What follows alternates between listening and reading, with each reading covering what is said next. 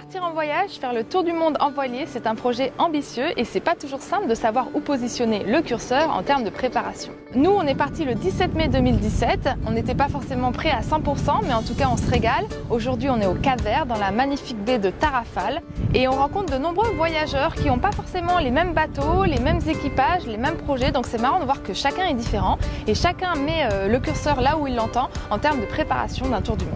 On vous propose donc un point d'étape avant notre transatlantique, faire un petit peu le bilan sur qu'est-ce qu'on ferait exactement pareil, ce qui nous a semblé être pertinent, et puis les choses qu'on changerait sûrement, parce qu'après le recul de ces 7 mois de navigation, d'échanges avec d'autres bateaux, de construction de notre projet en cours de nav, on voulait faire le point avec vous aujourd'hui.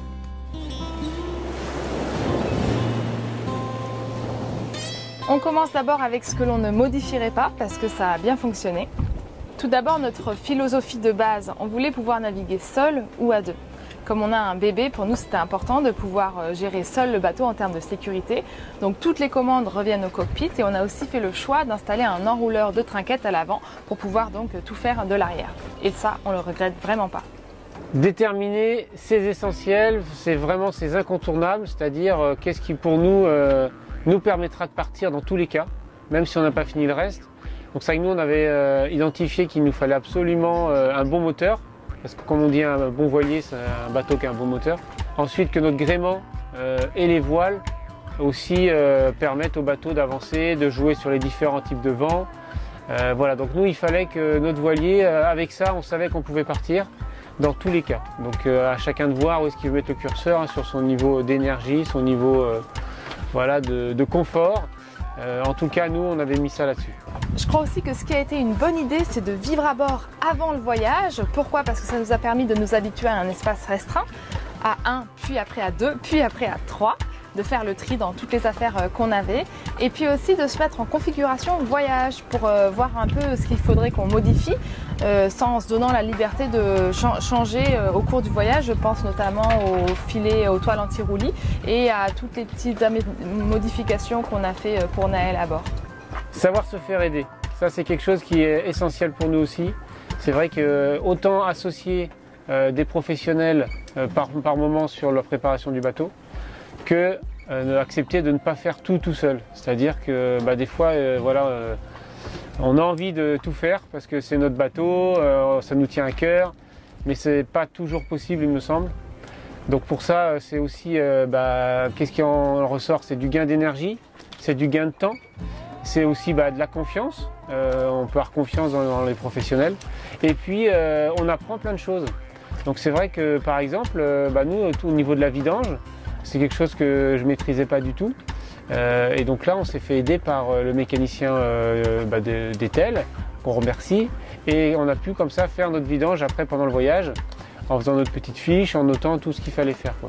Donc ça, de temps en temps, travaillons avec les autres et on apprendra plein de choses. Même pendant le voyage, on continue encore à rencontrer des gens qui nous donnent des petits coups de main.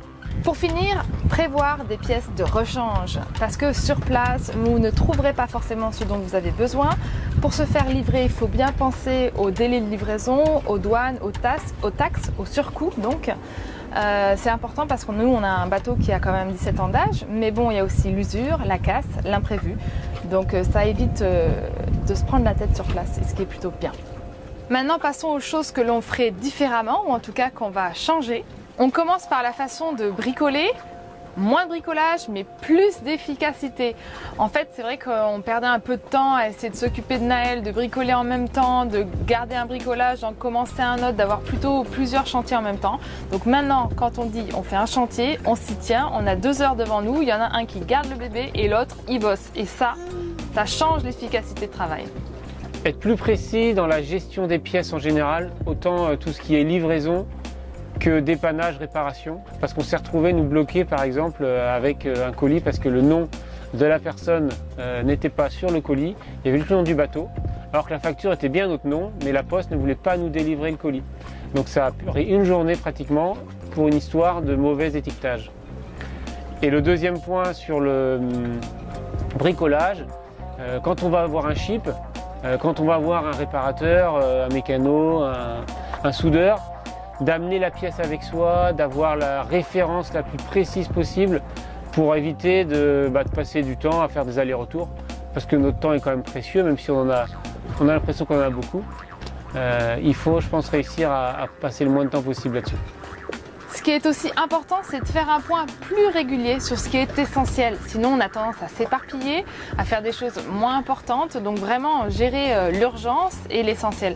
Je pense notamment à notre vérin hydraulique qui avait une petite fuite. Depuis un moment, on voyait la fuite. C'était tellement fin qu'on ne pensait pas que c'était un problème. Et puis finalement, à Tenerife, il s'est avéré que notre vérin ne fonctionnait plus. Donc là, on a dû s'en occuper et le faire changer. Donc bon, on a perdu un peu de temps. Si on avait pris ce problème-là suffisamment au sérieux en amont, on aurait pu régler ça il y a déjà longtemps. Tester notre matériel neuf. C'est-à-dire que dès qu'on a installé des choses sur le bateau, le premier sentiment c'est « ah, c'est tout neuf, on n'aura pas de problème ». Alors que le temps a des répercussions sur l'usure du matériel. Et c'est vrai qu'il faut être très confiant bien sûr dans son matériel, mais plus vigilant je pense que du matériel qui a déjà été éprouvé, qui a passé quelques années, presque ou des mois à naviguer.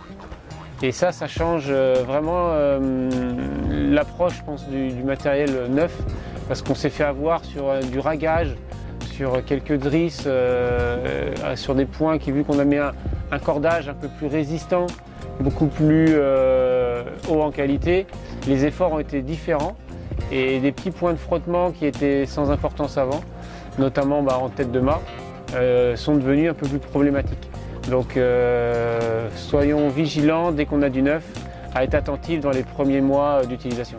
Enfin, c'est un petit peu redondant, mais on en reparle, éviter de s'éparpiller. C'est vrai qu'on a tendance à faire plein de chantiers en même temps. Bon, un bateau, il y a toujours plein de trucs à réparer, à améliorer, à mettre au point. Et on perd beaucoup de temps. On a surtout une to-do list énorme dans la tête en permanence. C'est vraiment crevant pour l'esprit. Donc maintenant, on essaye de s'inspirer des pros. Les pros, quand ils ont un truc à faire, ils ont leur fiche de travail, ils y vont de A à Z. C'est fini, c'est bâché, on n'en parle plus. Et comme ça, c'est efficace. Donc bossez comme si vous deviez travailler et être payé pour ça. Donc pour conclure, ce qu'on peut vous dire, c'est qu'on souhaite tous passer d'une to-do list à une did list. Mais une fois que l'essentiel a été fait, le reste c'est que du bonus. Il faut partir, larguer les amarres. Donc notre conseil avec Aurélien, c'est d'avoir une checklist, une sorte de guideline avec vos essentiels pour savoir ce qu'il faut faire pour partir en sécurité tout au long du voyage. Bonne préparation et bon voyage. Aurélien, ça fait du bruit.